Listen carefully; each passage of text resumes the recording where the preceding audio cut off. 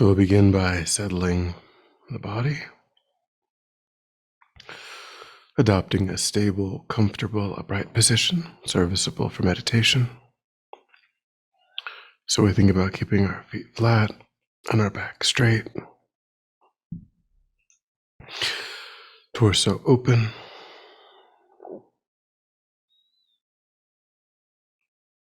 hands in the lap right over left with the palms upturned and the thumbs gently touching. Our eyes are gently closed or slightly open, making sure that we let in enough light to remain alert. I try to maintain an awareness of not slouching, not leaning, but we also let go of any unnecessary tension or rigidity in the body, relaxing into a stable, comfortable, upright position. Just allowing the body to fall into place.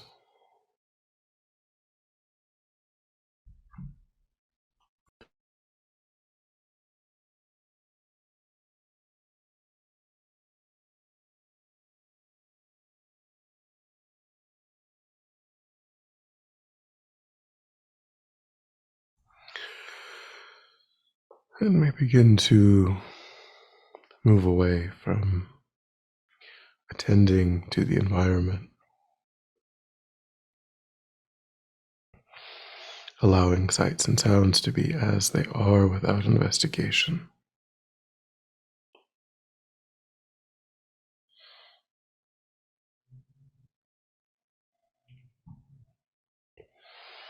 Constraining our awareness just to the body and mind.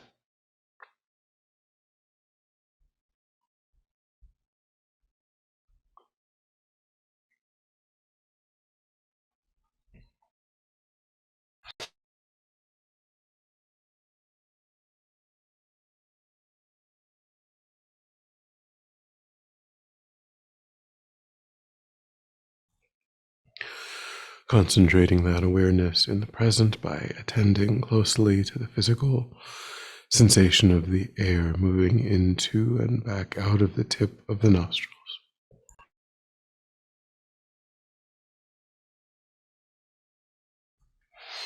Noticing quickly when anything other than that one physical sensation is arising in the mind, and without judgment or frustration, lifting your awareness up from those distractions and placing it gently but firmly again and again on the breath.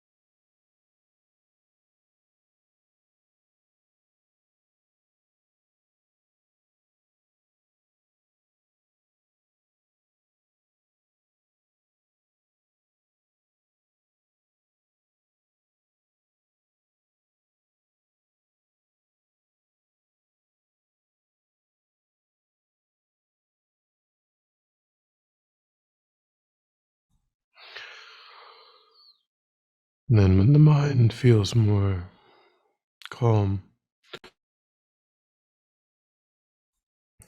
I generate a broad and altruistic motivation for our time,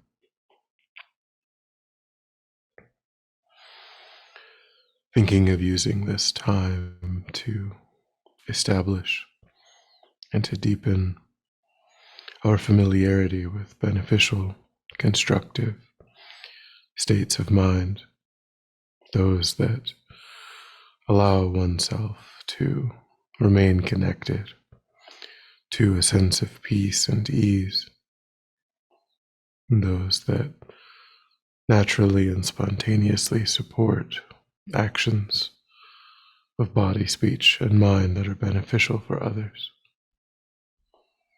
Wanting to separate ourselves from the influence of negative, destructive states of mind, those that agitate and disturb our own peace of mind, and those that often give rise to actions that are harmful for others.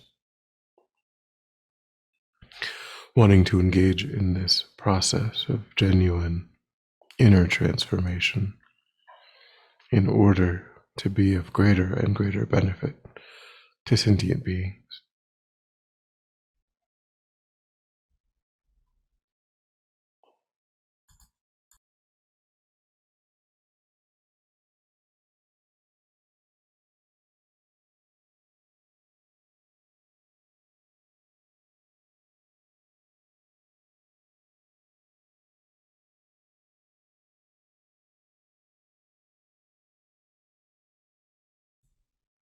And then with that motivation,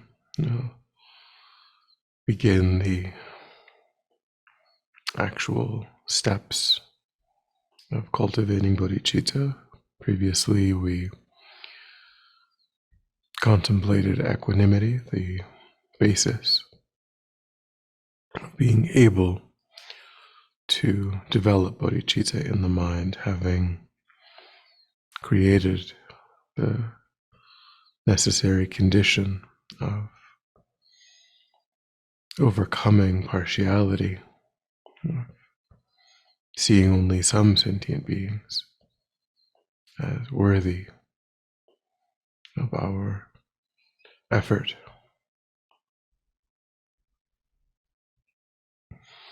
So we begin with the 7-point cause and effect method of generating bodhicitta. And the first step is to recognize that all sentient beings have again and again, countless times over beginningless past lives, played the role of one's mother, showing the kindness of the mother.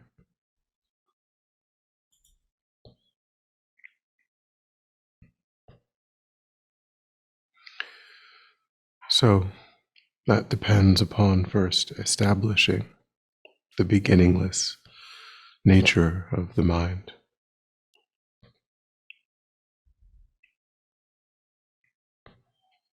Seeing how this present mind is the result of the previous moment of mind. Today's mind is the result of yesterday's mind, and so on.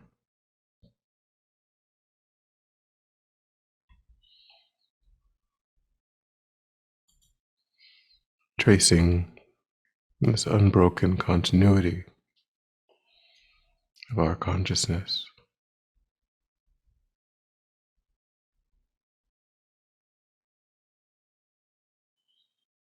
And recognizing that we can't identify a first moment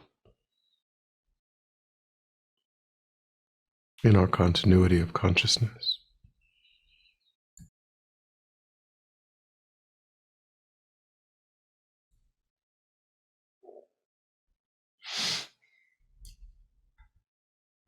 The mind is itself a unique, non-physical continuity. It exists in relation to physical aspects when it is associated with a form.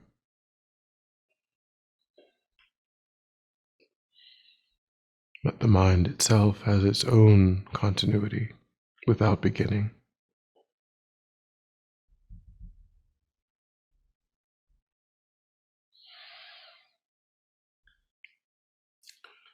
So try to trace your own mind back and back and back. And get some taste of that unbroken continuity.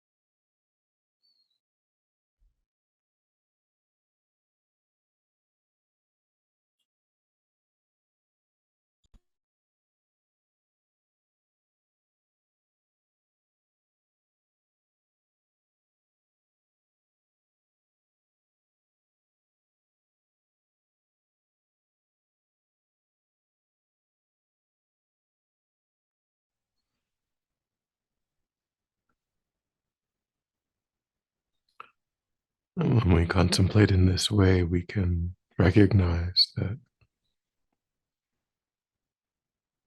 countless times over beginningless past lives, we embodied forms that came from mother and father.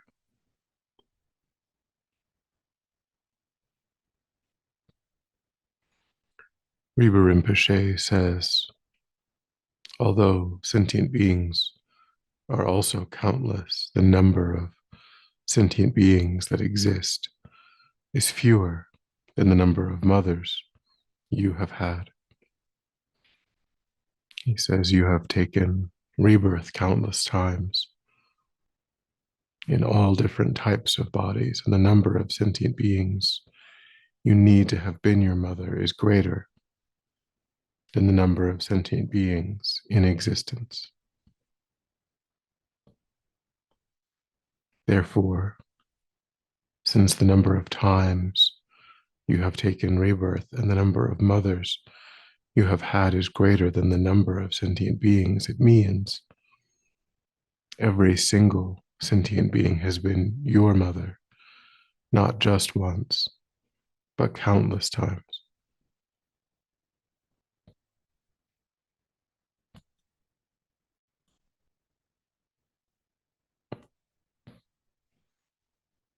So begin trying to apply that logic first to your own mother in this life,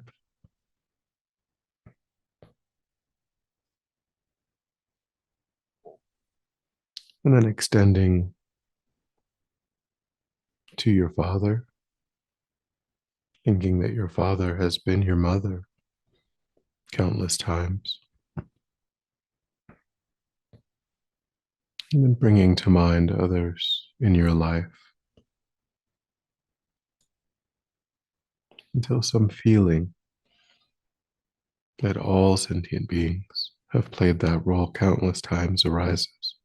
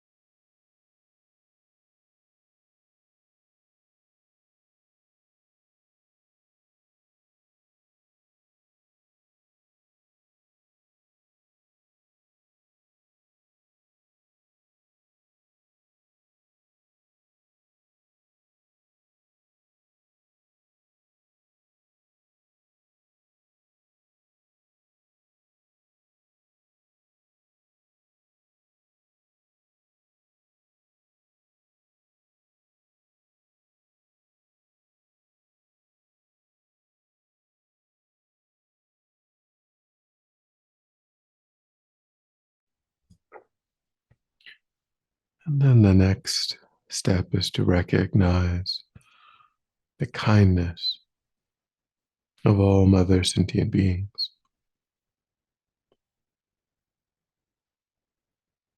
So we think that every time that we've been human, our mother carried us in the womb for 9 months, undergoing hardships, needing to be careful of what she ate or drank,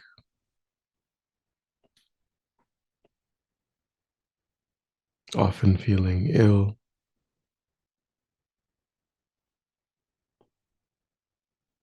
trying to learn everything that she could about how to take care of us.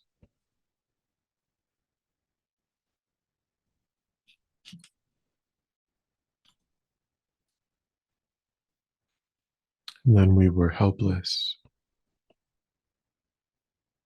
for years after our birth, unable to protect our own lives and completely dependent on being fed, clothed, housed.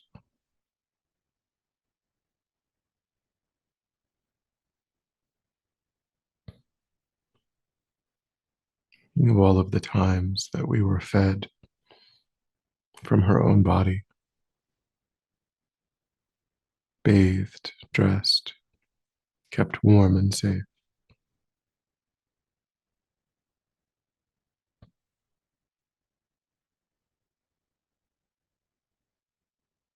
All of the times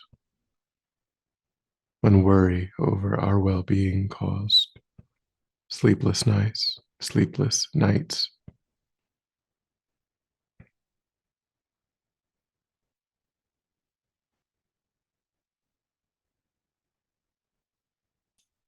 the process of our independence, our education, the skills that we learned, all flowed from the kindness of the mother.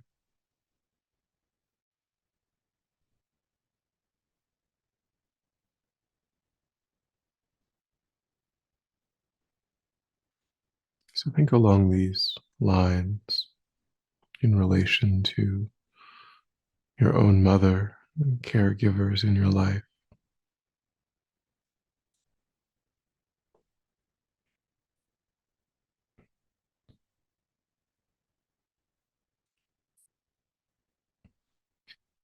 And try to generate a feeling, a sense that you've received that level of kindness, that level of care countless times from every single sentient being.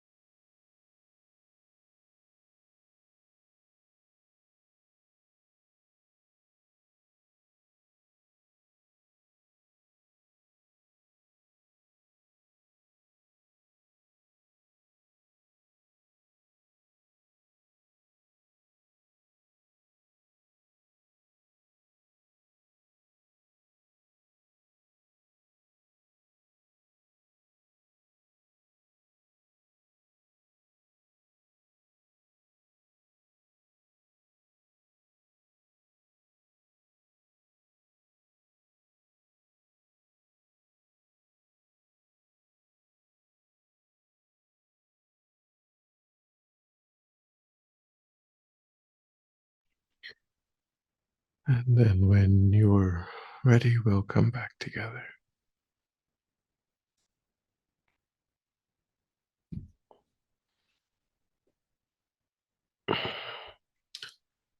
And for dedication today, we will do another of the 8 prayers to benefit the recently deceased. The prayer for spontaneous bliss by the second Dalai Lama. So I will screen share that.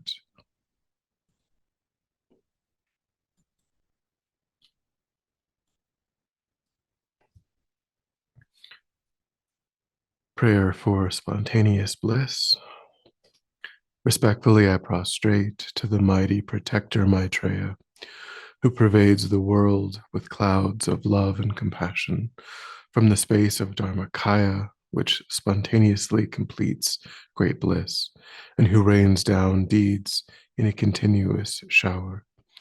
From your wisdom manifestation that sees just as they are the minds and natural elements of countless disciples, by the power of faith, please come down here in all places unimpeded, like the reflected image of the moon in water, like jeweled inlay work of many kinds of precious gemstones set into a Mount Sumeru of piled, exquisite, refined gold, your supreme form, which by seeing one remains unsatisfied.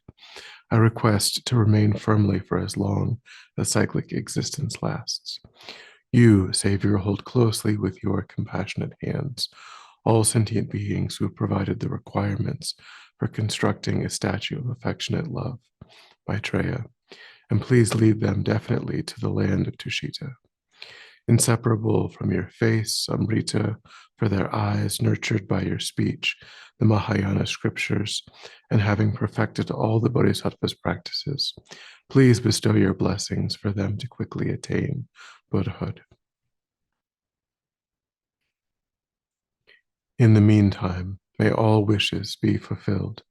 May all sentient beings have a loving attitude. May the teachings of the Buddha spread and extend in all directions, and may all sentient beings enjoy wonderful well-being. May this place be filled by an assembly of ordained monks and nuns, clad in saffron robes and upholding the 3 trainings. And may deeds of explanation and practice bring good fortune of extending the Buddha's teachings everywhere for as long as cyclic existence lasts. By the truth of the infallible 3 precious jewels, the blessings of the power of Buddha Maitreya, and the enlightened deeds of the mighty Dharma protectors, may the complete essence of this pure prayer be fulfilled. We reflect on that dedication being one of the 8 prayers to benefit the deceased, and bringing to mind our Dharma sister, Sister Max, and offering the fruit of our practice for her swift enlightenment.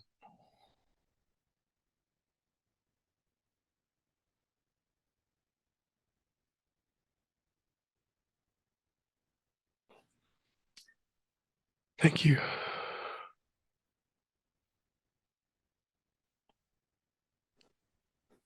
Thank you, Venerable. Thank you, Venerable.